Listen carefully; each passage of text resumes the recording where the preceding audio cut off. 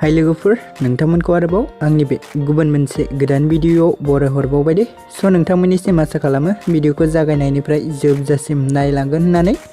Actually नोंथांमोन बेबायदिनो बर'नि फैनो गोनां गोबां आबुं सावथुन आरो बर' एलबाम्सफोरनि बागै मोनथिबाय थानो थाखाय नोंथांमोनहा गिबियावनो आंनि गोदान चेनेलखौ साबस्क्राइब खालामना खाथियावनो थानाय बेलनि आइकनखौबो अल प्रेस खालामना लाबानो जाबाय दे लोगोफोर, जाहाथे आंनि गोदान भिडियोनि नटिफिकेशनफोरा नोंथांमोननि सेराव थाबैनो सौहैदो लोगोफोर। एक्चुअली नोंथांमोनाथ' मिन्थिखाबाय जानांगौ दिनै आं मा भिडियोनि सायाव आपडेटखौ लानानै फैदों भिडियोनि टाइटेल एबा थाम्बनेइलाव नायनानै। स' लोगोफोर आं दिनै लेहेर फिल्म प्रडाक्शन बेनारनि आन्डाराव सोमजिनाय आरो बिथां लेसन रमेजों डिरेक्शन होजानाय मोनसे आबुं मिउजिक भिडियोनि सायाव आपडेटखौ लानानै फैदों दे लोगोफोर।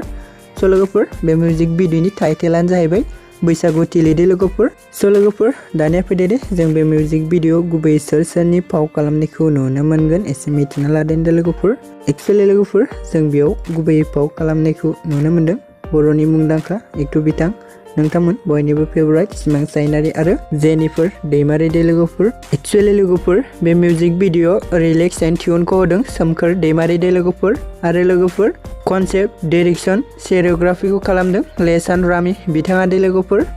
आरो लोगोफोर बैसागु तिलि मिउजिक भिडियोनि मेथाइखौ मोनसोम बर' बिथाङा रोजाबदों दे लोगोफोर। स' लोगोफोर जाय बिथांमोनहा दासिमबो जुदि बे मिउजिक भिडियोखौ नायाखै अब्ला आंनि चेनेलनि गेजेरजों नायदो दे लोगोफोर। स' लोगोफोर बिब्दिब्ला दिनैनि सुंद' आपडेटआ बेखिनियानोमोन दे लोगोफोर। स' नोंथांमोन बेबायदिनो आबुं मिउजिक भिडियो आरो आबुं बर' सावथुननि बागै मिन्थिबाय थानो थाखाय नोंथांमोनहा गिबियावनो आंनि गोदान चेनेलखौ साबस्क्राइब खालामना लाबानो जाबाय दे लोगोफोर, जाहाथे नोंथांमोननि अननाय आरो मदद मोनोब्ला आंबो गोबां बेबायदिनो मोजां मिउजिक भिडियो आबुं बर' सावथुननि सायाव आपडेटखौ लाबोबाय थानो गोसो जायो दे लोगोफोर। गोजोन्थों।